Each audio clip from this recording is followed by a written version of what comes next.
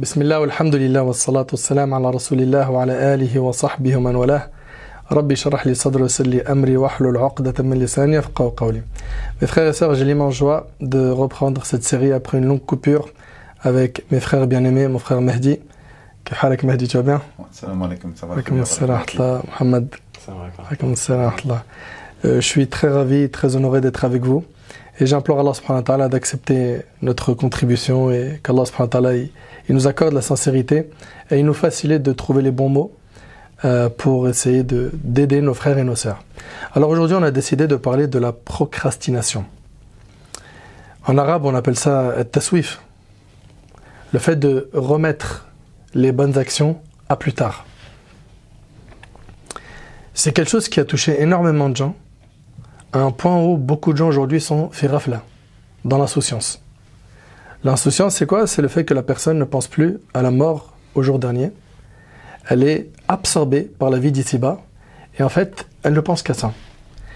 Et donc, une parmi les choses qui a fait en sorte que nos frères et nos sœurs sont tombés dans ça, c'est Toul al-Amal. Et en fait, on va d'abord, ça c'est obligatoire, faire un diagnostic, voir où sont les failles, et après proposer des solutions comme à notre habitude, bidnillah. Toul al-Amal, c'est quoi? C'est l'espoir de vivre longtemps. Les gens, vraiment, ils pensent qu'il y a le temps. Salat, t'inquiète. Ramadan prochain, Inch'Allah. Quand je me marie, je porte le hijab. Wallah, plus tard, j'arrête l'argent sale. De toute façon, là, c'est une période, je suis dans le rap, je suis dans la musique, le son, etc.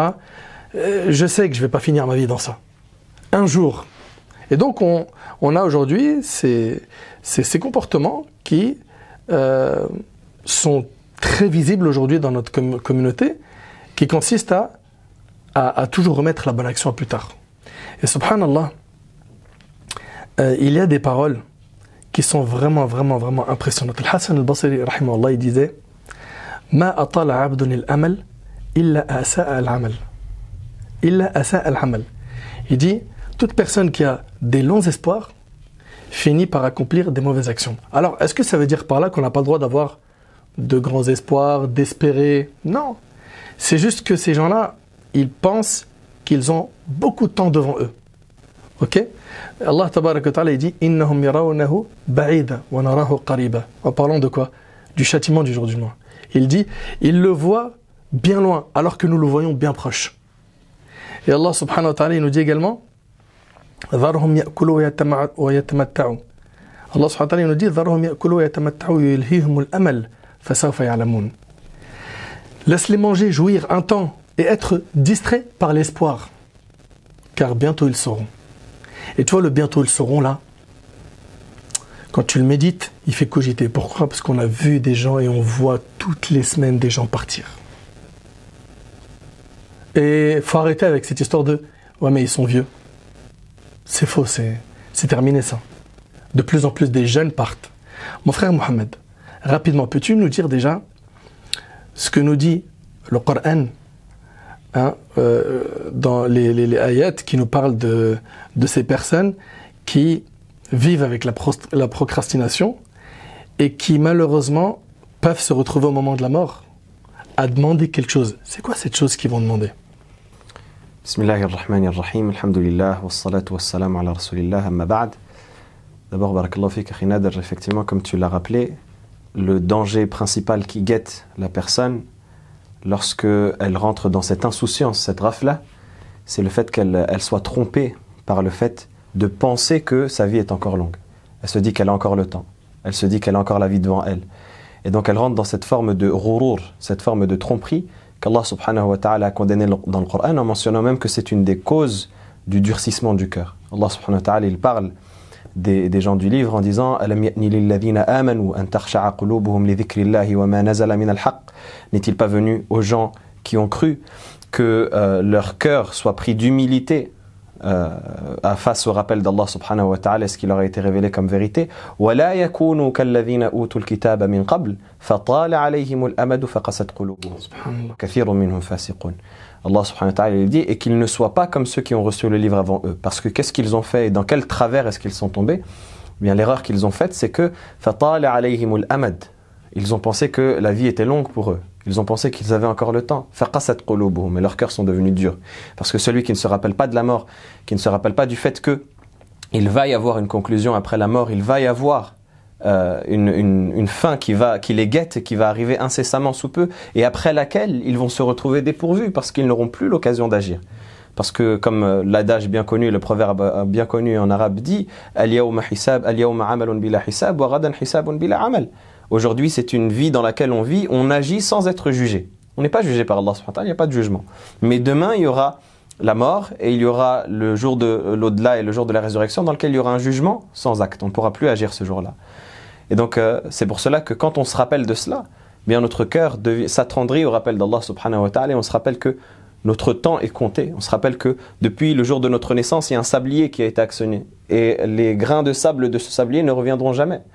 Toutes les secondes, toutes les minutes, toutes les heures que tu as passées dans ta vie, elles ne reviendront plus jamais. C'est des choses qui ne reviendront plus. C'est des moments que tu auras perdus et qui ne reviendront plus. Et tout cela, tu ne le comprendras qu'au moment où devant Allah subhanahu wa ta'ala, tu te trouveras et tu diras Rabbi rji'oun, la'alli a'malu salihan fima tarakt, comme Allah subhanahu wa ta'ala nous le décrit dans le Coran, que les gens qui arriveront à ce jour-là de la mort et qui verront en face d'eux la vérité, qui verront le châtiment, qui verront la punition, qui verront le jugement, ils diront Seigneur, fais-nous revenir dans la vie d'ici-bas. Si tu veux bien nous faire revenir dans la vie d'ici-bas, eh bien, peut-être nous agirons en bien dans ce que nous avons abandonné derrière nous. Et Allah subhanahu wa ta'ala dit Kalla.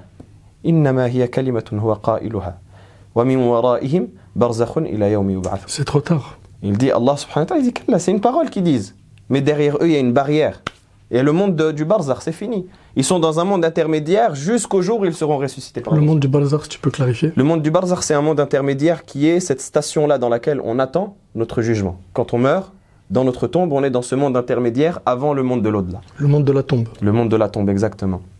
Et donc Allah subhanahu wa ta'ala, il nous dit que c'est fini. Ça y est, à ce moment-là, khalas, c'est fini.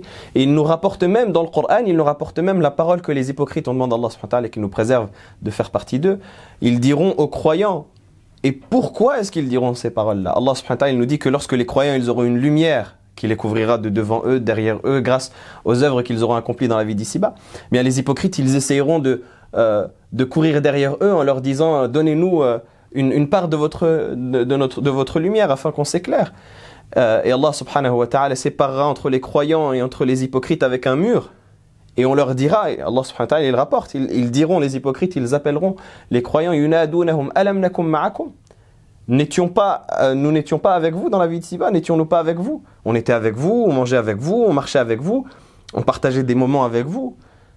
Et les croyants leur répondront قالوا بلى ولكنكم فتنتم أنفسكم وتربصتم وغرتكم الأماني حتى جاء أمر الله وغركم بالله الغرور.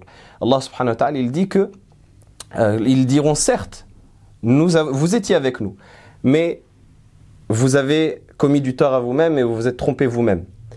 Vous avez comploté contre les croyants وغرتكم الأماني et les espoirs vous ont trompé. C'est-à-dire qu'ils avaient espoir dans la vie d'ici-bas, ils avaient espoir de vivre longtemps, de ne pas être concernés par la mort. Ils entendaient autour d'eux des gens qui décédaient, des gens qui perdaient la vie, mais ça ne leur faisait rien. Parce qu'eux, ils ne se sentaient pas concernés, donc ils restaient dans leur péché, ils restaient dans leur désobéissance, ils ne se rappelaient pas la mort. Et le jour de la résurrection, ils regretteront et ils espéreront n'avoir qu'un instant dans lequel ils pourraient revenir dans la vie d'ici-bas pour agir en bien, mais Allah subhanahu wa ta'ala ne leur accordera pas parce que ce sera fini. Subhanallah. Ça pique. Ça pique. Ça pique énormément. Bismillah wa salatu wa salam ala rasulillah wa ala alihi wa sahbihi wa man wala. Ça pique énormément au point où en fait les gens ne se rendent pas compte de cet immense trésor qu'est le temps. Le temps, c'est ce qu'on a de plus. Et c'est pour ça justement qu'on est un petit peu tombé dans l'insouciance. On pense qu'on en a à foison. On pense que ça ne s'arrêtera jamais. Et d'ailleurs, ceux qui sont le plus tombés dans ce type de méfait, à savoir qu'ils pensent qu'ils ont le temps presque qu'il est infini pour eux, ce sont les jeunes. Ils se voient fougueux, ils se voient forts, ils voient en fait, subhanallah, que le futur est devant eux, mais ils ne se rendent pas compte en fait qu'il faut qu'ils voient les choses de manière à l'envers, c'est-à-dire de l'autre côté. Il y a un décret qui a déjà été établi, et ce décret, il peut subvenir à n'importe quel moment. On en a vu qui sont morts à 22, 18, 15, 30, 82, 102, dans une centaine d'années, peu importe, qui sont centenaires, mais à la fin, on ne se rend pas compte que le temps peut passer extrêmement vite. Au point où Allah Jalla fi'ula nous décrit une scène terrible dans le Coran. Lorsqu'on les interroge, Kam labithtum adada sinin. Combien d'années êtes-vous restés sur terre? قالوا لبثنا يوما أو بعض يوم. Nous serons peut-être restés une journée ou une partie de la journée. Et moi, le dinosaure que je suis lorsque je me vois à 42 ans, comme ça, même toi, Ned, avec ta petite barbichette blanche, on se dit, mais c'est incroyable, ça va vite, ça va trop vite. On n'a pas vu ces 20 ans passer derrière nous. On n'a pas vu nos enfants grandir. Et pourtant, si, on les voyait. Mais à chaque fois, ils grandissent avec nous, nos enfants. On les voit changer, on les voit se métamorphoser. Mais comme on est tout le temps avec eux, on ne le voit pas. Et lorsqu'il y a des personnes qui n'ont pas vu nos enfants depuis longtemps, ils disent, ah, il y a eu un point. À ce point-là, c'est passé vite. Mais oui, en fait, le temps, il passe extrêmement vite. Tic-tac, tic-tac, tic-tac. Et la procrastination fait en sorte que, à cause justement de cette insouciance, on est tout le temps en train de repousser. Un constat amer et gravissime. À chaque fois, lorsque le mois de Ramadan arrive, c'est comme le jour de l'an, le 31 décembre, c'est en fait un point, tu vois, c'est un jalon dans l'année qui nous permet de faire un bilan sur l'année qui est passée. Ben en fait, tous les musulmans que je connais sont de bonne volonté. Ils ont envie de se rapprocher d'Allah Azza wa Jal. Et à chaque Ramadan qui arrive, ils disent, mais en fait, je ne sais toujours pas lire le Coran. Et pourtant, en septembre, lorsqu'ils sont revenus de vacances, ils ont bien décompressé, etc., ils disent, je vais m'inscrire à l'Institut de Nader, où je vais prendre des cours en ligne pour pouvoir apprendre le Coran, etc. Septembre arrive, ouais, je vais le faire. Octobre arrive, ouais, je vais le faire. Novembre arrive, ouais, je vais le faire. Et à la fin, subhanallah, Ramadan arrive, et ils ne savent toujours pas lire le Coran. Et tu te rends compte qu'il y a des personnes qui ont 35 ans, 40 ans, et qui n'ont jamais ouvert Kitab Allah Jalla fi'ula pour le lire en arabe. Parce qu'ils n'ont jamais appris l'arabe. À cause de quoi? De cette procrastination, qui fait en sorte qu'ils repoussent à chaque fois les choses. Une dernière chose qui est pour moi très importante. Parce qu'Allah Jalla fi'ula jure par le temps, wal asr. Inna l'insana la fi khusr. Certes, l'homme court à sa perte. Et ça, c'est extraordinaire. Encore une fois, c'est la subtilité du Coran. Il jure par le temps. En fait, le temps, c'est quoi? Il est tout le temps contre toi. Il est contre toi. Chaque minute, chaque seconde, chaque semaine, chaque année qui passe, c'est contre toi. C'est contre nous, en fait. Pourquoi c'est contre nous? Parce que le temps, il est soit pour ou contre nous. Il n'y a pas de phase intermédiaire. Il n'y a pas d'état stationnaire dans le temps. Tu vas pas dire, ouais, tiens, on fait un blocage, attends, on va voir un petit peu comment ça se passe. Ça ne marche pas comme ça, le temps. C'est soit il est pour toi, parce que tu as œuvré, parce que tu as essayé de faire de bonnes actions, parce que tu as essayé d'apprendre, parce que tu as été au service de ton prochain. Donc le temps, il sera pour toi. Mais lorsque tu n'utilises pas le temps à bon escient, il devient contre toi. Et j'ai déjà donné ici même cet exemple, c'est comme un escalator qu'on monte en sens inverse. Dès que tu t'arrêtes, tu recules. Tu dois tout le temps être dans l'effort de monter. Parce que dès que tu t'arrêtes, l'escalator il continue à te faire descendre. Donc c'est un effort perpétuel. Certes, l'homme court à sa perte. Excepté. Donc oui, la croyance, c'est la base. Pourquoi? Pour œuvrer et pour faire des bonnes actions. Et regarde ce que nous dit Allah. Mais si tu ne crois pas au temps, si tu ne crois pas au rendez-vous du jour du jugement dernier, si tu ne crois pas en fait que tu vas te présenter devant Allah Jalla fi'ula avec une balance sur laquelle on va peser tes bonnes et tes mauvaises actions, eh bien en fait, qu'est-ce que tu vas être? Tu vas être dans la perdition totale. Et cette procrastination, elle indique quelque chose de très clair, c'est qu'en fait, tu ne calcules pas ce jour-là, tu ne calcules pas ce rendez-vous-là. Il est là malheureusement le constat. Il faut l'appeler, c'est factuel, c'est un constat amer. Comme tu n'as pas calculé le rendez-vous avec Allah Azza wa Jal, eh bien tu as fait en sorte de quoi? De laisser couler le temps en pensant que, vas-y, j'ai encore le temps. Jusqu'à ce que la faucheuse, la mort, vienne te frapper. Barakallahu fik, mon frère Mahdi. Dans notre religion, quand on médite sur les textes qu'on a, on a une grande mise en garde contre l'insouciance. Tu vois? Et on a vu que parmi les causes de l'insouciance, il y a quoi?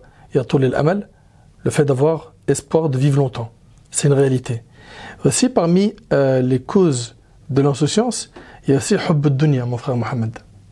Les gens, ils sont tellement absorbés par la vie d'ici-bas qu'il n'a pas le temps de penser à l'au-delà. Qu'est-ce que tu me parles de l'au-delà, mon frère? Moi, je suis là, je suis en train de voyager, je regarde sur les réseaux sociaux, les gens, ils voyagent, ils kiffent. Moi, je veux faire comme eux. C'est ça que je veux, moi. Pour moi, c'est ça l'objectif.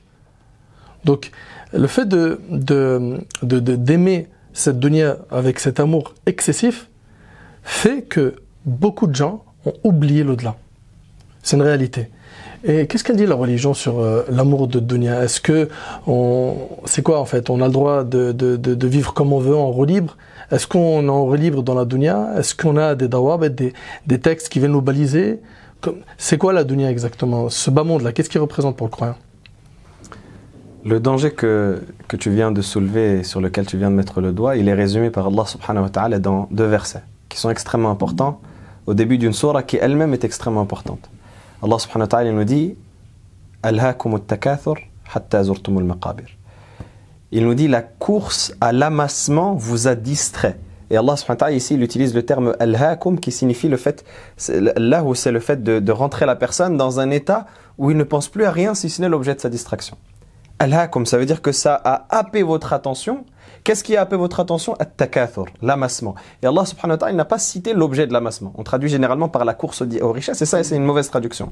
Parce que ici, la richesse, elle n'est pas mentionnée. C'est l'amassement de tout ce qui rayonne dans ce bas monde, de tout ce qui brille, de tout ce dont on a l'impression que c'est une chose qui va nous apporter un plaisir ou un bonheur ou autre que cela. Et on court derrière au point où on est distrait par cela et on oublie tout et on est comme avec des œillères. Vous savez, quand on met des œillères à un cheval pour qu'il avance et pour qu'il court tout droit, on est comme cela, on est en train de courir et courir derrière cette chose-là. Et Allah subhanahu wa ta'ala, il coupe cette course et c'est là où on voit l'éloquence du Coran où Allah subhanahu wa ta'ala il nous parle. Il coupe cette course à l'amassement avec hatta zurtumul maqabir, jusqu'à ce que vous visitiez les tombes. Et Allah subhanahu wa ta'ala il dit bien jusqu'à ce que vous visitiez les tombes, il n'a pas dit jusqu'à ce que vous habitiez les tombes, parce que la station dans la tombe c'est une visite, c'est une ziyara, c'est une visite. Et subhanallah, il y avait un des bédouins quand il a entendu ce verset, il a reconnu l'éloquence d'Allah subhanahu wa ta'ala dans le Coran. Il a dit Allahu Akbar. Il a parlé de visite, il n'a pas parlé d'habiter, parce que celui qui visite, quand on visite quelqu'un, on ne va pas habiter chez lui, n'est-ce pas? On vient pour visiter quelqu'un. Ça veut dire que dans quelques temps, on va s'en aller. Hatta zurtumul maqabir, jusqu'à ce que vous visitiez les tombes, parce que c'est une station intermédiaire qui va directement vous ramener vers Allah subhanahu wa ta'ala. Et Allah azza wa jal, il dit à la suite de ces versets, Kalla sawfa ta'lamun. Non, très certainement. Kalla, c'est une parole qu'on dit en arabe pour nier quelque chose qui vient d'être dit, qui est faux. Comme quand quelqu'un il te dit, est-ce que tu es venu? Et tu dis, Kalla, non, je ne suis pas venu.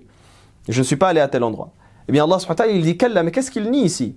Quel est l'objet de la négation qu'Allah subhanahu wa ta'ala fait dans ce verset-là? Kalla sawfa ta'lamun. Non, vous saurez bientôt. Non quoi? Bien non, cette prétention que l'être humain a quand il pense que la vie d'ici-bas c'est sa vie, quand il pense que son objectif c'est de courir derrière la dunya. Allah subhanahu wa ta'ala dit non.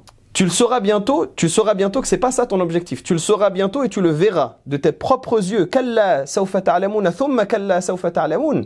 Kalla law ta'lamuna 'ilma al-yaqin la tarawunna al-jahim. Allah subhanahu wa ta'ala dit non, si vous saviez, si vous aviez la connaissance de la certitude, vous verriez l'enfer. Et ensuite jusqu'à la suite des versets où Allah subhanahu wa ta'ala nous mentionne la réalité de ce bas monde.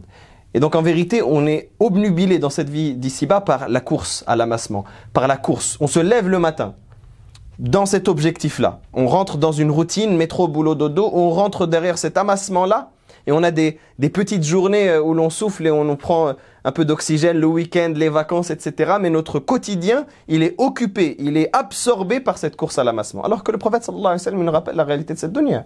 Il nous dit « Ala inna ad-dunya mal'ouna, mal'ouna ma fiha » Il nous dit certes, cette vie d'ici-bas, elle est maudite, et tout ce qu'elle contient est maudit. Illa dhikrullah wa ma walahu alimun wa muta'allim. Sauf l'évocation d'Allah subhanahu wa ta'ala, ce qui s'y rattache, un savant et un apprenant. C'est-à-dire que cette vie d'ici-bas, au final, elle est maudite. Cette vie d'ici-bas, elle ne vaut pas, auprès d'Allah subhanahu wa ta'ala, comme c'est rapporté dans le hadith, elle ne vaut pas l'aile d'un moustique. Parce que le prophète sallallahu alayhi wa sallam, il dit « Law kanati dunya tusawi 'inda Allahi janaha ba'udha ma saqa kafiran shurbata ma » Le prophète sallallahu alayhi wa sallam, il nous dit que si ce bas monde, il valait auprès d'Allah subhanahu wa ta'ala, au regard d'Allah, l'aile d'un moustique, il n'aurait pas abreuvé le mécréant, l'ingrat, qui est plein d'ingratitude envers lui et qui le renie, il ne l'aurait pas abreuvé d'une gorgée d'eau. Ça montre le fait que cette dunya, elle ne vaut rien au regard d'Allah subhanahu wa ta'ala. Un jour, le prophète sallallahu alayhi wa sallam, il passait dans un marché et il a pris un cadavre d'une chèvre morte. Et c'était une chèvre qui était, les Arabes ils disaient asak, c'était une chèvre aux petites oreilles. Ça c'était un défaut chez les chèvres. Chez les Arabes, pour eux, quand ils avaient un troupeau dans lequel il y avait une chèvre aux petites oreilles, c'était considéré comme un défaut. Et donc il prend cette bête-là et il dit qui me l'achète? Et il dit aux compagnons, qui veut me l'acheter? Et les compagnons, ils disaient, ya Rasulallah, c'est un cadavre, comment est-ce qu'on va te l'acheter? Et le prophète, alayhi salatu wassalam, il répète, il dit, qui me l'achète avec un dirham? Et il dit, ya Rasulallah, si ça avait été une chèvre qui était vivante, on n'en aurait pas voulu parce qu'elle a un défaut. Alors que dire de quand elle est morte? Et le prophète sallallahu alayhi wa sallam, il dit, la dunya, elle est plus méprisable au regard d'Allah que l'est ce cadavre de chèvre que vous avez en face de vous à vos yeux. Et c'est ça la dunya. Et c'est cette dunya pour laquelle on est en train de perdre la richesse la plus importante. Nous, on a un proverbe en tunisien qui dit Tcha'al dinar b'shla ja'al doro, c'est ça. Tu brûles un dinar pour chercher un centime. C'est comme si tu brûles un billet de 50 pour chercher un centime. Et c'est ça. Nous, on est en train de brûler notre richesse la plus importante qui est dunya. On est en train de percer ce sac qu'Allah subhanahu wa ta'ala nous a donné, qui contient notre temps et qui ne se remplacera pas. On est en train de le gaspiller dans des choses qui sont futiles, alors qu'on pourrait l'utiliser et l'optimiser pour que ce soit une richesse auprès de nous, auprès d'Allah subhanahu wa ta'ala pour nous. Et c'est en ce sens-là qu'un des poètes, il disait il disait, le temps, c'est la richesse la plus précieuse qui t'a été donnée de garder, mais pourtant je constate que c'est la chose que tu gaspilles le plus facilement. Barakallahu fik Mohamed, qu'Allah te préserve. Donc on a ici, parmi les causes qui ont fait que les gens sont tombés dans la procrastination, on a tout l'espoir de vivre longtemps, on a aussi l'amour excessif de la vie d'ici-bas, on a aussi le fait, Mehdi, j'aimerais que tu en parles s'il te plaît, c'est un fléau, et quand je vais te donner les mots-clés, ça va vraiment te parler. Le fait que les gens prennent la religion pour un jeu. C'est plus comme à l'époque, tu te rappelles à l'époque Mehdi, quand les gens ils rentraient dans le dîn, nos frères et nos sœurs, tu voyais qu'ils étaient soucieux de faire les sunnahs, d'apprendre à bien faire et tout. Aujourd'hui, subhanallah al-ali al-azim, les gens ils pensent que la religion, je généralise pas, hein, mais on a comment dirais-je, ce fléau de jeunes et de moins jeunes qui, pour eux, dîn c'est l'aib. C'est pas sérieux, tu vois. Et c'est pour ça que tu les vois, ils s'affichent dans des endroits de désobéissance et en même temps, tu le vois dans la story d'après, parce que dîn, pour lui, c'est pas sérieux. Barakallahu fik. Mohamed Nadir, ce que tu viens de dire, c'est très très important. Tu essaies de mettre en perspective en fait l'amour de cette dunya vis-à-vis du temps qui est très très important. Et justement, Nadir, je rebondis sur ce que tu viens de dire pour aborder un sujet pour moi qui est franchement d'un niveau adjacent à ce que nous sommes en train de parler, à savoir la procrastination. Il y a des gens en fait qui procrastinent à cause des réseaux sociaux. Et les réseaux sociaux, en fait, c'est quelque chose qui va nous tuer. En fait, pas qui va nous tuer, qui est en train de nous tuer à petit feu.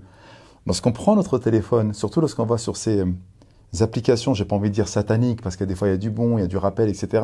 Mais lorsqu'on regarde comment ça dilapide notre temps comme TikTok, Instagram, et surtout lorsqu'on a les petits réels d'une minute, etc.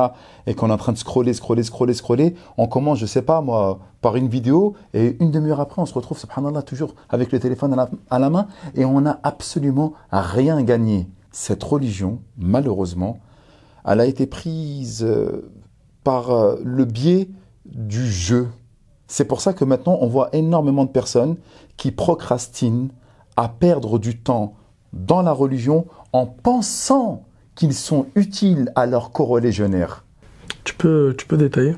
Parfaitement, sans aucun problème. On va voir énormément de personnes maintenant qui vont parler de la religion. On voit un intérêt soudain vis-à-vis de l'islam depuis qu'il y a eu cette crise sanitaire mondiale où les gens ont véritablement eu peur. Les gens se sont retrouvés chez eux enfermés. Et alhamdoulillahi rabbil alamin, à ce moment-là, il y a eu une explosion, selon moi, sur les réseaux sociaux, Insta, TikTok, etc., où les comptes de rappel ont explosé. Ou d'ailleurs, on revoit énormément de vidéos, que ce soit de toi ou de Mohamed Nadir, qui sont un petit peu partout. On les voit. Et qu'est-ce qui est en train de se passer? Les gens, maintenant, ils ont dit « Ah, mais tiens, l'islam, c'est mortel. Ça fait vendre. » Et donc, les gens... Ça veut dire que ça fait vendre, ça ramène du clic, c'est ça? Mais oui.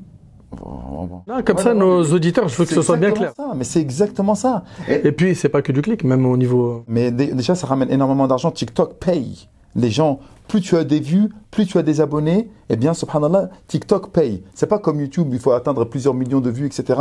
TikTok, ça paye en cash très rapidement. Mais il n'est pas là le problème, c'est que les gens ils vont perdre énormément de temps. On est en train de mettre de côté un véritable apprentissage qu'on apprend auprès des gens bons et fiables, devant des professeurs, avec un bouquin où on va se prendre la tête à essayer de réfléchir, de lire, d'étayer, de détailler. Et là, une minute par-ci, une minute par-là, et le gars, il se sent bien. Je suis vraiment désolé, mais pour moi, les réseaux sociaux, oui, les réseaux sociaux sont intéressants pour donner le déclic à la personne pour qu'elle puisse rentrer. Et à cause de cette procrastination, parce que c'est le sujet principal, où on va repousser à demain la véritable apprentissage du savoir ou le véritable apprentissage du savoir, on va niveler l'apprentissage de notre religion par le bas. Tout ça pourquoi? Ouais, mais alhamdoulilah, c'est mieux que rien.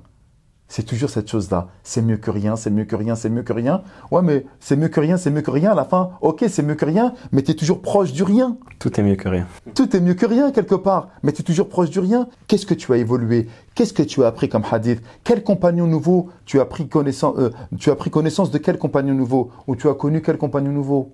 Je sais pas. Qu'est-ce que tu fais chaque fois de Ramadan en Ramadan? À chaque fois te dire ouais, la prochaine fois, la prochaine fois, la prochaine fois. Au point où tes enfants, subhanallah, ils grandissent et toi, tu es resté toujours au même niveau depuis je sais pas combien d'années. Et une dernière chose. Ça trahit quoi encore une fois? L'importance que l'on donne à l'islam.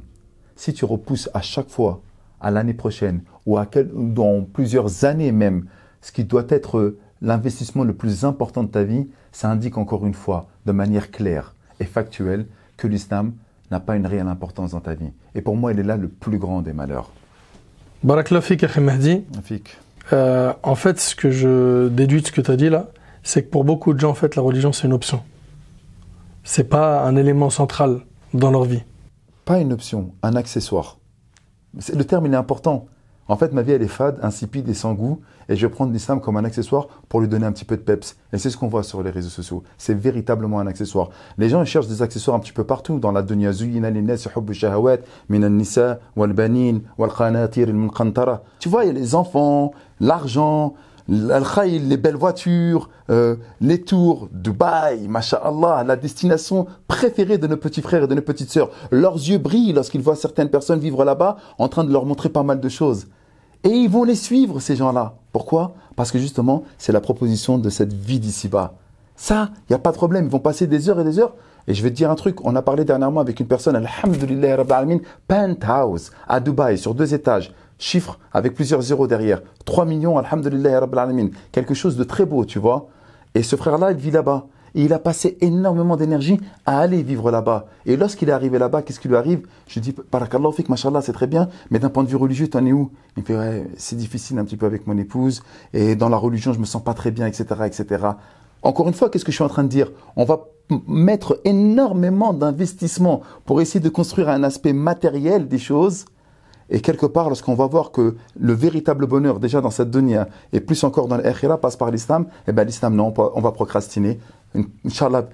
C'est quoi? Laisse-moi d'abord bien m'installer. Laisse-moi d'abord être bien. Une fois que je suis bien installé, etc., c'est bon, je vais commencer. On sait très bien que lorsque tu as investi sur quelque chose, tu vas encore faire fructifier ton autre investissement. Tu as touché le million, tu veux le deuxième. Mais c'est comme ça. Il nous dit le prophète, parce qu'on donnait une vallée d'or au fils d'Adam, il en voudrait une deuxième assurément, et rien ne pourra lui remplir la bouche et de la Torah si ce n'est la mort. Donc à un moment ou à un autre, tu te mens à toi-même.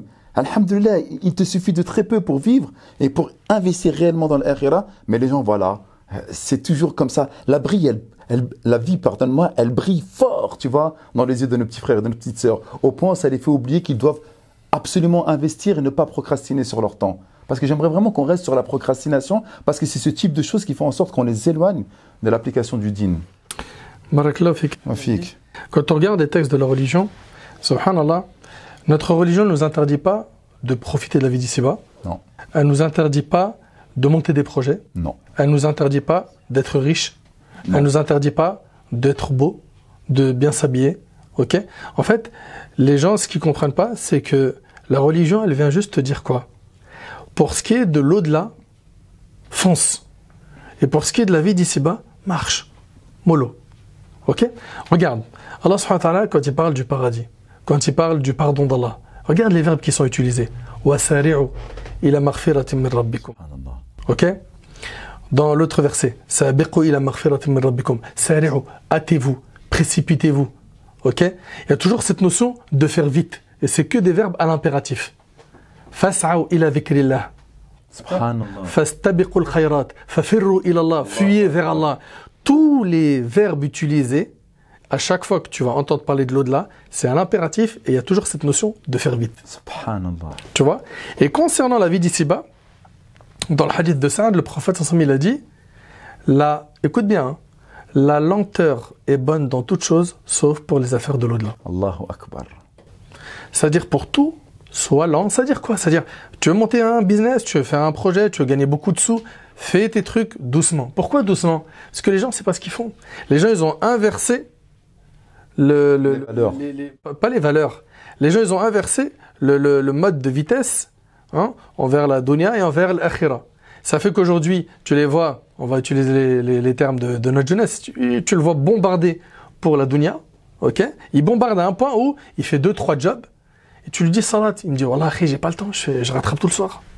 Ok? Et donc, c'est ça, il a vraiment inversé la compréhension que le musulman doit avoir. Nous, on doit faire nos projets, mais marche, cours pas. Pour l'au-delà, cours, fonce. Et puis, combien on a d'histoires depuis prédécesseurs, de compagnons, combien, on les compte pas. Où on voit que, subhanallah, chaque fois que le mot « jeune » il retentissait dans leurs oreilles, tout de suite, c'était les premiers à se précipiter, à se hâter. Et ça, c'est vraiment un manque de compréhension.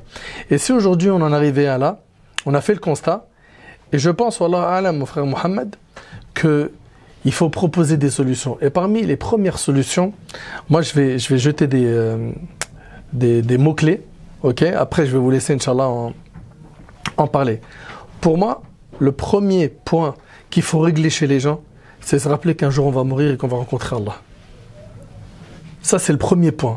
Toi qui es dans la procrastination à fond, toi qui remets les choses à demain, toi qui penses que tu as le temps, toi qui as de longs espoirs.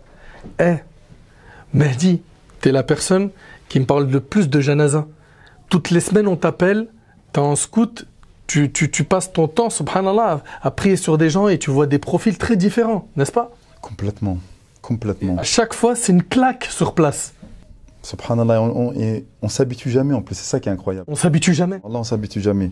On se met toujours à la place de la personne. En plus, c'est tellement éparpillé. Des fois, c'est 80, des fois, c'est 17, des fois, c'est une femme, des fois, c'est un homme, des fois, elle n'était pas malade, des fois, elle était malade, des fois, il est mort comme ça. À chaque fois, tu te dis, mais en fait, avec tout ce que j'ai comme... c'est vraiment divers et varié, mais peut-être que c'est moi le prochain. C'est ça. Et là, tu te dis, ouais, il y a un très gros souci. Subhanallah, sans compter ceux qui meurent. Wallah, des janazas que j'ai faites, elle est morte dans son sommeil. Elle est morte la veille de son mariage. Wallahi. Mais comme ça, tu vois. C'est-à-dire qu'on oublie que la mort ne prévient personne. Frère Mohamed, c'est deux petits mots rapidement sur la mort et le rendez-vous avec Allah subhanahu wa ta'ala. Et le deuxième point qui vient après, qui fait partie des ilages, des solutions, c'est, mais n'oublie pas pourquoi tu as été créé. Pourquoi tu es sur Terre? En fait, il faut revenir aux fondamentaux. Et le troisième point, comme ça je vous montre où est-ce que je vais, c'est que chacun d'entre nous ait un objectif concret et qu'il fréquente de bonnes personnes. Et le dernier point, c'est de bien apprendre sa religion. Donc par rapport au point de la mort le jour dernier, ce que tu peux rappeler à nos frères par rapport à ce rendez-vous, parce que ceux qui remettent à demain, en fait, moi j'ai l'impression qu'ils n'ont pas en tête tous les mashahid, tu vois, toutes les situations qu'Allah nous a présentées dans le Coran, tout ce qu'on a vu dans la Sunna, et qui, réellement, ça fait peur. Ce que tu dis, ça me rappelle un hadith du prophète sallallahu alayhi wa sallam, où un des compagnons est venu lui rapporter le fait qu'il avait la foi et que quand il se levait pour prier Allah subhanahu wa ta'ala, eh bien c'est comme s'il voyait le paradis à sa droite et l'enfer à sa gauche, etc. Et à la fin du hadith, le prophète sallallahu alayhi wa sallam lui a dit une parole très importante qui est très courte. Il lui a dit « Arafta falzam ». Il lui a dit « Maintenant tu as su, eh bien mets en pratique ». On entend toujours des rappels sur la mort. Rien que là, on a introduit le propos avec des rappels sur la mort. Et on va clôturer avec des rappels sur la mort. Et dans les sermons du vendredi, on entend le rappel de la mort. Et les prières de janaza que guide mon frère Mehdi et d'autres sont un rappel de la mort. Et on voit des gens qui décèdent autour de nous, en particulier en ce contexte de crise sanitaire. Et donc c'est des choses avec lesquelles on vit. Mais malheureusement, on prend très peu conscience de la chose en réalité. Et c'est pour cela que le prophète sallallahu alayhi wa sallam nous invite à nous rappeler constamment de cela. Akthiru min dhikri hadimil ladhat. Multiplier le rappel de la mort, parce que c'est quelque chose qui doit vous rester à l'esprit. Mais qu'est-ce qu'on répond à ces gens qui disent « Oh, vous parlez que de la mort, que le tableau il est sombre, que vous voulez nous faire peur, l'islam vous le prenez du mauvais bout, vous nous avez rendu fous avec les discours effrayants ». Est-ce que c'est quelque chose qu'on doit entendre? Comment... Ça me rappelle un poète qui disait « Idha sa'a fi'lu al-mar'i sa'at dhununuhu ». Il nous disait quand les actes d'une personne sont mauvais, eh bien il voit que tout autour de lui est mauvais. Si cette personne-là, elle pense que l'on lui parle avec pessimisme, c'est parce que lui-même il est pessimiste à l'intérieur de lui. En vérité, quand nous on rappelle la mort, c'est comme si on était dans un voyage, un voyage merveilleux, dans lequel chaque jour on profite. Et on te dit attention, ce voyage va finir. Attention, ce voyage va finir. Dans une semaine, tu rentres chez toi. Dans 4 jours, tu rentres chez toi. Dans 3 jours, tu rentres chez toi. Et on te dit à chaque fois, on te rappelle à chaque fois que la fin du voyage est proche. Une personne pessimiste en elle-même, elle peut prendre mal le rappel et dire « Mais attends, tu me gâches le voyage là à force de me rappeler que ça va se finir. » Mais celui qui est optimiste, il va comprendre pourquoi est-ce que le rappel il lui est fait. Il va comprendre qu'en vérité, on lui rappelle que le voyage va toucher à sa fin pour qu'il en profite au maximum, pour qu'il ne gaspille aucune seconde, aucune minute, pour qu'au lieu de dormir, eh bien, il aille observer les beaux paysages, il aille profiter de son séjour, etc. Et donc, c'est dans cette optique qu'il faut voir la chose. Très belle métaphore. Si toi, tu es mal programmé, entre guillemets, dans ton cerveau, eh bien, tu vas comprendre le rappel de la mauvaise manière. Tout en sachant que pour le croyant, c'est une libération, une félicité. Exactement, tout en sachant que la fin de ce voyage, au final, elle n'ouvre la porte que vers un voyage qui est encore plus beau, qui est le voyage vers Allah subhanahu wa ta'ala. Donc je te pose la question, Mohamed Nadir, et donc si on sait que la fin c'est la félicité, si on s'y prépare pas, ça indique quoi quelque part? Ça indique au final que notre croyance à cette fin, elle est vacillante. Parce que, étant donné que on manque de certitude, on pense avoir la certitude, mais la certitude c'est quelque chose de difficile. C'est pour cela que le prophète alayhi salatu wassalam, il nous invitait à renouveler notre foi parce que la foi elle diminue, la foi elle faiblit. Il nous dit la foi à l'intérieur de l'un d'entre vous elle s'use comme le vêtement s'use parce qu'on pense avoir la certitude mais en vérité cette certitude là elle faiblit, elle s'atténue. On pense être certain qu'il y a une vie après la mort. Mais quand on est plongé dans la vie d'ici-bas, on n'y pense pas. On vit comme s'il n'y avait pas de vie après la mort. On vit avec ce fameux slogan que vous connaissez peut-être, YOLO, qui est emprunté au monde anglo-saxon. On ne vit qu'une fois. You only live once. On ne vit qu'une seule fois. Ça veut dire que tu as une seule vie, une seule mort et après khlas. Non. En vérité, le croyant, il pense qu'il va vivre deux fois. Une vie ici-bas, ensuite une mort et ensuite la véritable vie. C'est cela la véritable vie. Allah subhanahu wa ta'ala nous dit « Wa inna ad-dar al-akhirah la hiya al-hayawan » Il nous dit l'au-delà, c'est celle-là, c'est cette vie qui est la véritable vie. Si seulement ils savaient. De la même manière qu'il a dit Alladhi khalaqa al-mawta wal-hayata. Exactement. Cette vie-là, c'est déjà le maut. Wal-hayat, c'est celle qui vient après. Exactement. On est né pour mourir ici. Exactement. Les exégètes divergent à ce sujet. Dans le verset du début de Surat al-Mulk, Allah subhanahu wa ta'ala dit c'est lui qui a créé la mort et la vie. Certains disent, comme tu l'as dit, que cette vie d'ici-bas, c'est une mort en vérité. Parce qu'on va aller vers la mort. D'autres disent que la vie d'ici-bas est tellement insignifiante qu'Allah subhanahu wa ta'ala ne l'a pas mentionné. Il n'a même pas mentionné. Il n'a même pas mentionné l'étape de la vie d'ici-bas, il a mentionné la mort, ensuite la vie de l'au-delà. Et donc, c'est en ce sens-là que l'un des dangers qui nous guette le plus, en vérité, c'est ce danger qu'on évoque de la procrastination que tu citais. Il y a une citation d'Al-Hassan al-Basri que j'aime beaucoup, dans laquelle il dit « Ya ibn Adam, ihdhar at-taswif » Il nous dit, ô fils d'Adam, fais attention à la procrastination. فَإِنَّكَ بِيَوْمِكَ وَلَسْتَ بِغَدِكَ Parce que tu vis aujourd'hui et tu ne vis pas demain. فَإِنْ يَكُنْ لَكَ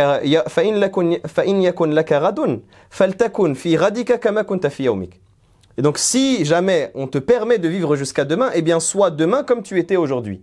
Ça veut dire, fais en sorte d'agir aujourd'hui, agis, fais quelque chose. Agis, sois proactif. Fais, anticipe et agis. Et si jamais tu ne peux pas vivre jusqu'à demain, eh bien au moins tu ne regretteras pas ce que tu n'aurais pas pu faire aujourd'hui parce que tu as agi. C'est très profond. Et c'est cela, le prophète sallallahu alayhi wa sallam, il nous invite à nous empresser à faire les œuvres dans plusieurs hadiths. Badiru bil a'mali sab'an.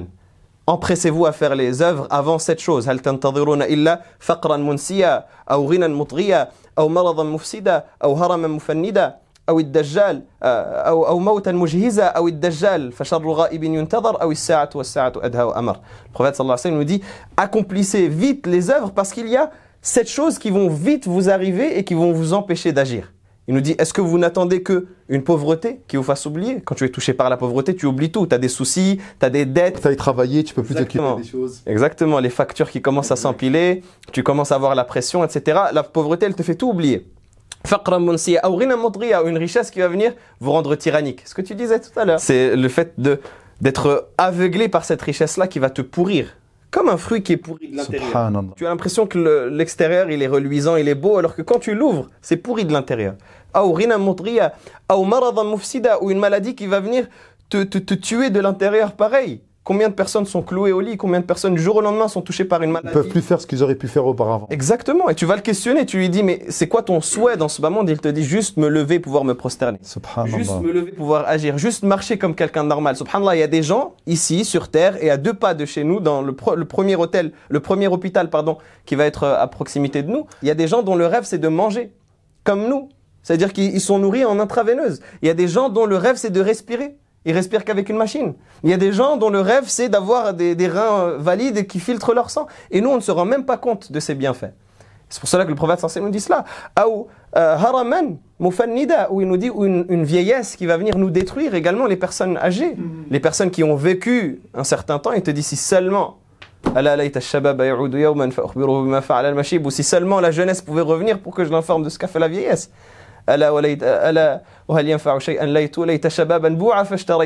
Si seulement la jeunesse pouvait s'acheter, je donnerais tout ce que j'ai pour l'acheter. Et lorsqu'on parle comme ça aux jeunes, mais vas-y, c'est bon, toi, t'as 40 piges, t'as vécu ta vie, laisse-moi faire la mienne. Ça, vas-y, t'inquiète, attends, t'as un ancien, vas-y, laisse-moi tranquille. L'ancien, laisse-moi vivre ma vie. Laisse-moi kiffer la vie comme toi t'as kiffé, mais moi j'ai pas kiffé, je te dis juste qu'il faut pas se tromper. Et qui lui a dit qu'il n'a pas le droit de kiffer? Ouais, en plus il peut l'apprécier la vie. Mais est-ce que kiffer ça veut dire désobéir à Allah? Est-ce que kiffer ça veut dire kiffer à n'importe quel prix? Est-ce que nous kiffer ça veut dire mettre en colère Allah? Qui a dit que kiffer c'était synonyme de faire du haram? Où c'est écrit? Fini. Ça c'est juste, si tu me permets, je vais te laisser reprendre. C'est comme Allah subhanahu wa ta'ala il dit وَمَنْ يَعْشُ عَنْ ذِكْرِ الرَّحْمَنِ نُقَيِّدْ لَهُ شَيْطَانٌ فَهُوَ لَهُ قَرِينٌ. Quiconque se détourne de l'évocation du rappel d'Allah, Allah il lui désigne un diable qui devient son compagnon inséparable. C'est lui qui le pilote. Je te laisse continuer. C'est exactement ça. Et ce diable-là, ça devient sa fréquentation quotidienne. Et imagine que ta fréquentation quotidienne, c'est un diable. Comment est-ce que tu veux vivre dans la nourrit. C'est ça. Et c'est pour cela que le prophète sallallahu alayhi wa sallam nous invite à sortir de cette insouciance. Et à la fin du hadith, il nous rappelle, il nous dit « Ah oui, Dajjal ». Il nous dit « Souviens-toi qu'à la fin des temps, il va y avoir des temps qui seront durs. » On est dedans, tout le monde dit ah, bientôt le Dajjal. Des troubles, c'est la préparation de son temps. Ces troubles-là dans lesquels les musulmans sont pris pour cible, dans lesquels les croyants sont attaqués dans leur foi. Et ça ne va que s'amplifier et s'intensifier jusqu'à l'arrivée du Dajjal. Malgré tout ce que tu viens de dire, surtout la venue du Dajjal, il voit très bien en fait qu'on est dans des troubles. À l'époque, on voyait que les troubles, ils étaient circonscrits dans un endroit géographique. Donc on pouvait aller dans un autre endroit où c'était la belle vie. Mais là, on le voit très très bien que des troubles, ils sont répandus partout dans le monde, avec la crise économique, la crise du Covid, la crise environnementale. Donc réveillez-vous un petit peu, arrêtez de procrastiner demain. C'est maintenant que ça doit se passer. Exactement. Et le dernier élément, c'est le jour de la résurrection qui va venir et qui est encore plus difficile et encore plus amer. C'est pour cela que la personne, véritablement, c'est le ghurur, c'est être trompé. Et je termine avec ces vers d'un poète qui disait Ala ayyuhal mughtarru bil umri la taqul ghadan fa innama al insanu anfasu ba'idi. Il disait ô toi qui es trompé par la vie et par le temps qui est devant toi, ne dis jamais demain, parce que sache que l'être humain il est de quelques respirations et quelques souffles qui vont disparaître, comme disait Hassan al-Basri. Il disait ya ibn adam innama anta ayyam idha dhahaba yawman dhahaba ba'duk. Ô fils d'Adam, tu n'es constitué que de quelques jours. Et dès qu'un jour disparaît, c'est une partie de toi qui disparaît. Et le poète il dit فَفُزْ بِالْمَتَابِ الْيَوْمَ إِن كُنْتَ عَاقِلًا وَإِيَّاكَ مِنْ سَوْفٍ وَإِيَّاكَ مِنْ غَدِ.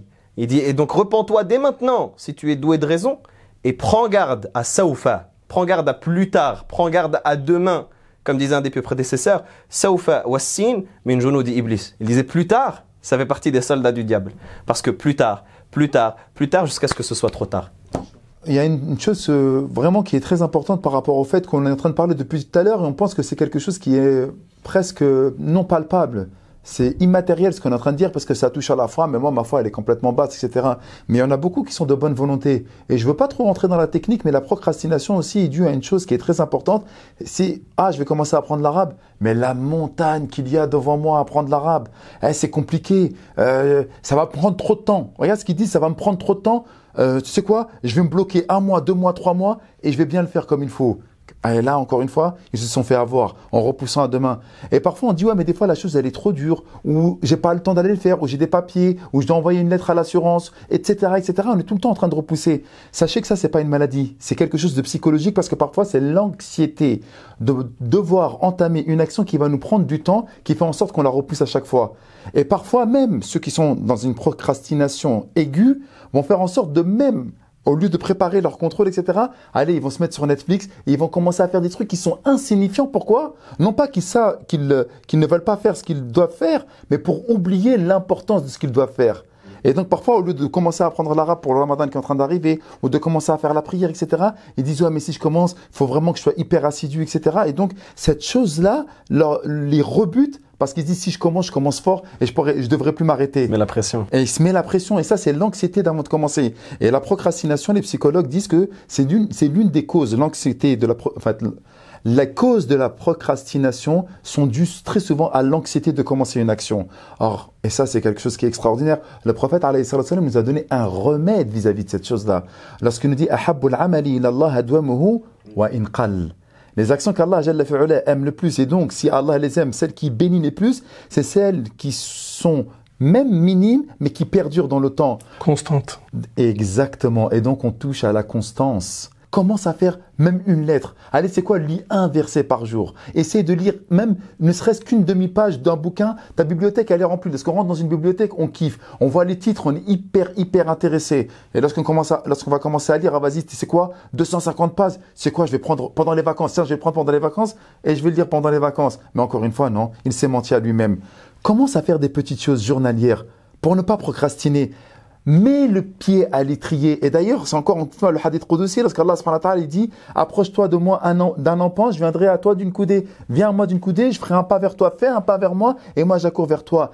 Initier le changement par une action somme toute minime au début, mais qui va, bi'idhnillah ta'ala, avoir des effets incroyables dans ta vie. Et c'est ça, l'un des remèdes contre la procrastination, c'est de commencer à initier les choses, même si elles sont minimes. Et je vais te dire un truc.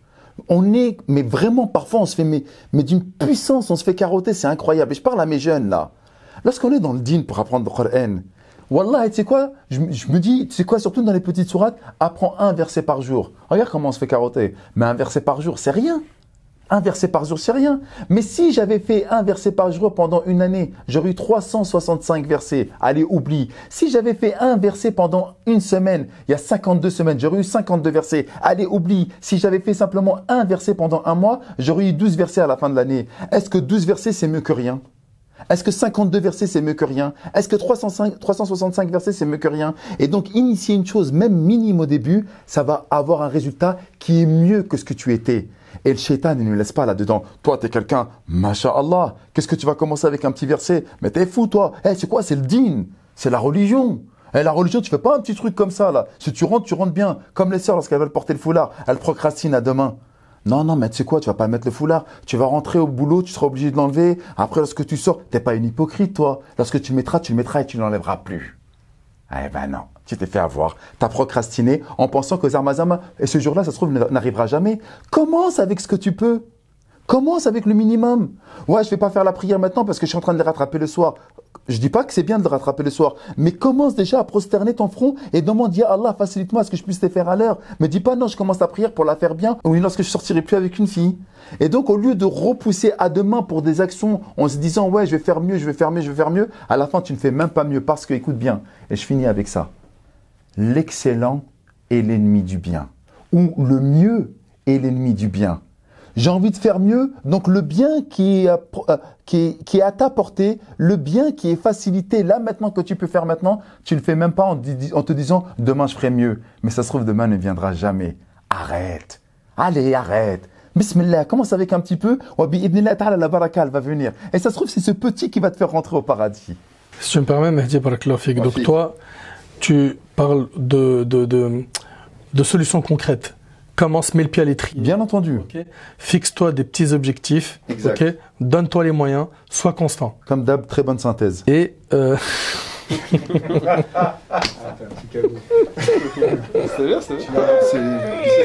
bien. Mais je vais. Non, rien, c'est bon. Je garde, je coupe pas ça. Par rapport à ce que tu as dit, Barakallahu Fik, il y a un point aussi qui est très important et j'aimerais vraiment qu'on finisse avec ça. C'est que pour pouvoir, comme tu dis, mettre le pied à l'étrier, il faut déjà avoir une prise de conscience qu'il y a des choses qui clochent chez moi. Et donc, il faut que le sentiment de regret naisse dans le cœur et que je pense au repentir. Ça. Le grand problème qu'on a aujourd'hui, c'est que le repentir, c'est un gros pavé que les gens remettent à plus tard. S'il y a une chose qui est vraiment trop procrastinée, c'est tauba. C'est plus tard. Je sais que je suis mauvais. Je sais que mon argent il est illicite. Je sais que je nourris mes enfants de haram. Ah, c'est chaud. Je sais que dans ma vie, ça tourne pas rond.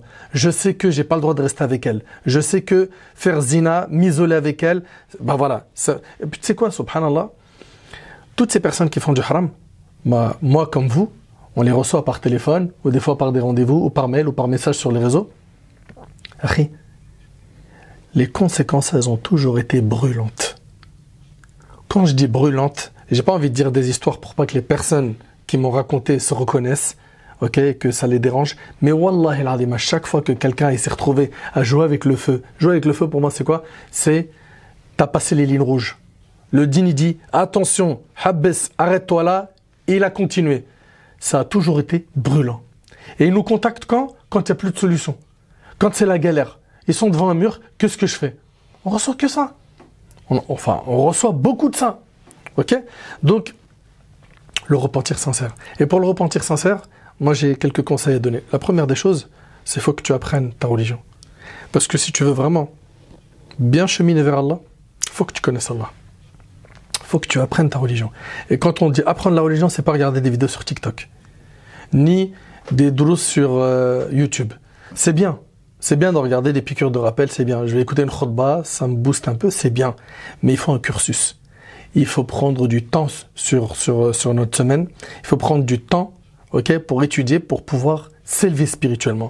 Également, nettoyer la fréquentation. C'est pas possible, tu veux aller vers Allah subhanahu wa ta'ala et tu as toujours autour de toi des gens qui parlent que de haram, qui vivent de haram, qui pensent haram. Ça colle pas. Ça colle pas. Il faut que tu nettoies cet entourage. Il faut que tu aies un objectif concret dans ta vie.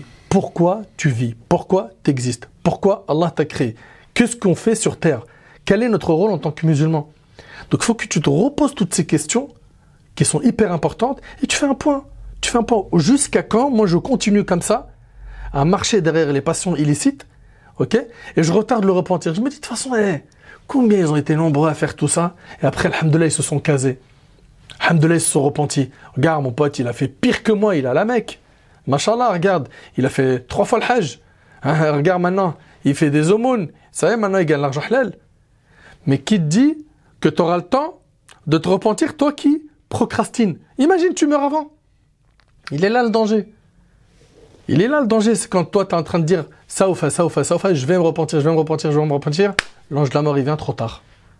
Et le pire, c'est s'il meurt sur un péché, il est ressuscité de la même manière. Donc moi, le mot de la fin pour moi, c'est on a diagnostiqué, le problème, c'est remettre les choses à plus tard. Ok, l'espoir de vivre longtemps, le fait de trop aimer cette dunya, ok, et que parmi les remèdes, il y a le fait de penser à la mort et au jour dernier, il y a le fait de nettoyer sa fréquentation, de savoir pourquoi on existe, d'avoir un objectif, réalisable. Exactement. D'ailleurs, tu sais, subhanallah, il y a des gens, comme tu l'as dit, hein, des fois ils se donnent tellement d'objectifs qui sont hyper grands, ils mettent le paquet pendant 2-3 mois.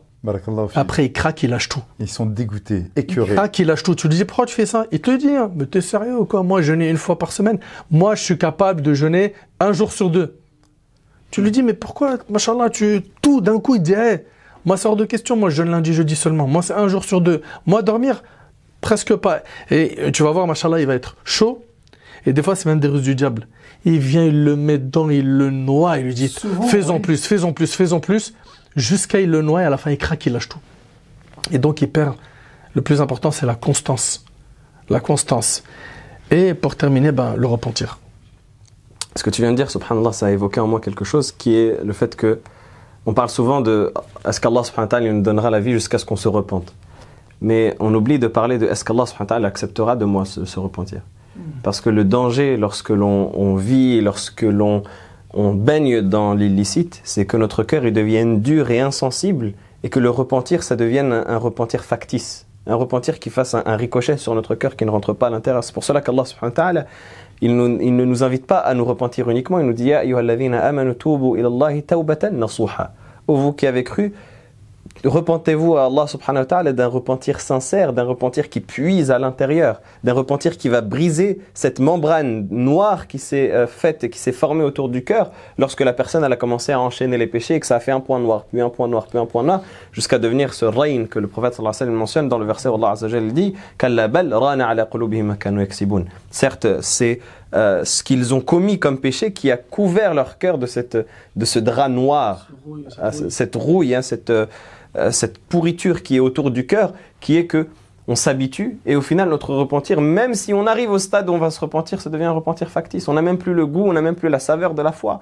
On n'a plus ces larmes qui coulent. On dit astaghfirullah, mais c'est un astaghfirullah, c'est une demande de pardon à Allah subhanahu wa ta'ala qui est fade, qui est insipide, qui n'a pas de goût, qui est aussi banale et aussi triviale que n'importe quelle parole qu'on pourrait prononcer. Et donc c'est ça le véritable danger, c'est qu'Allah subhanahu wa ta'ala au final il ne veuille même plus de ton repentir.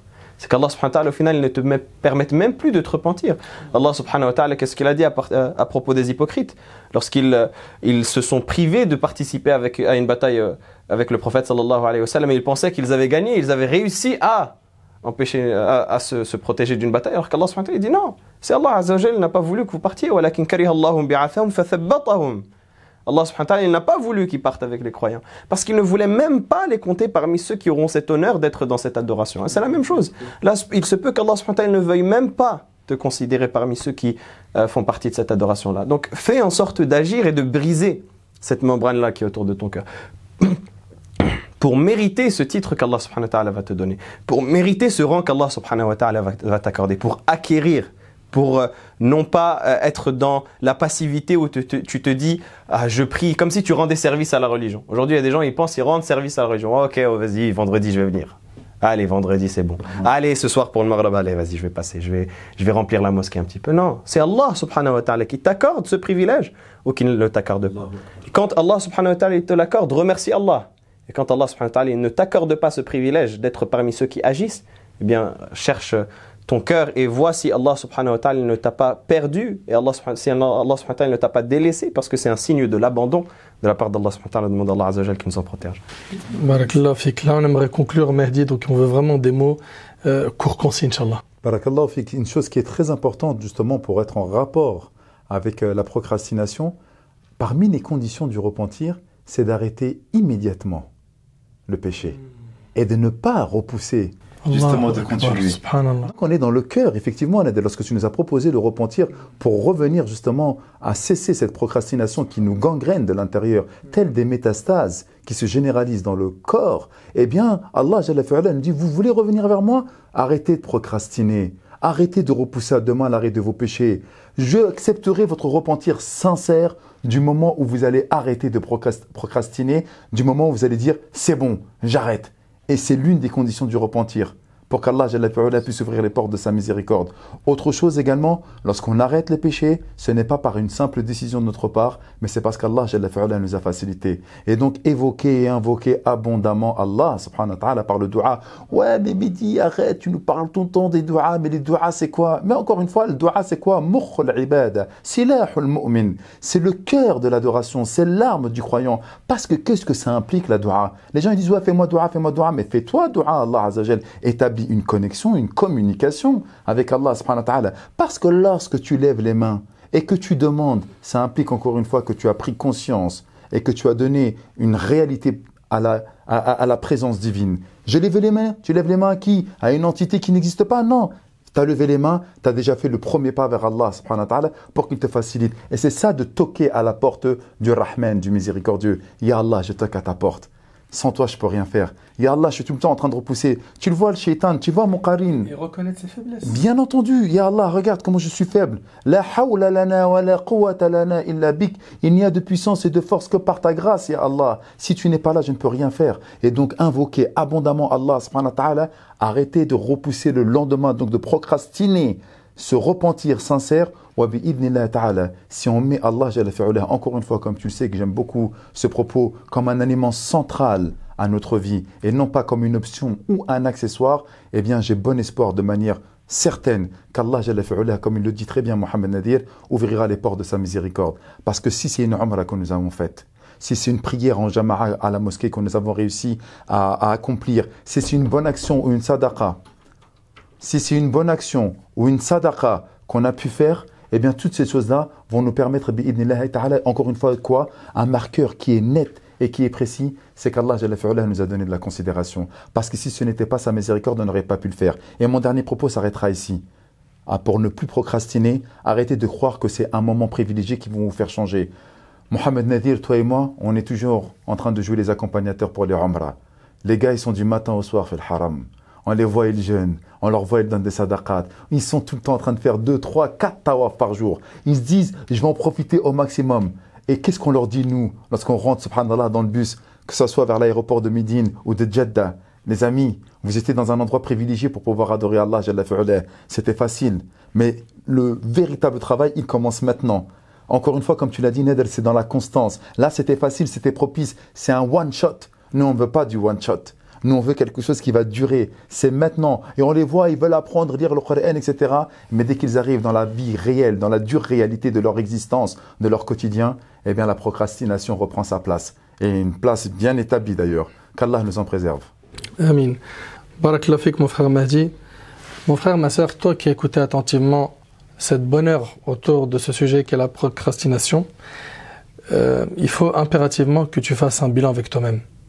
Toi qui vis depuis des années et qui procrastine. Toi qui, depuis des années, procrastine. Toi qui as pour marchandise aujourd'hui, pas des hasanat, mais la procrastination. Quelle mauvaise marchandise. Jusqu'à quand? Jusqu'à quand tu vas continuer avec cette marchandise? Il ne faut pas que tu meurs avec ça.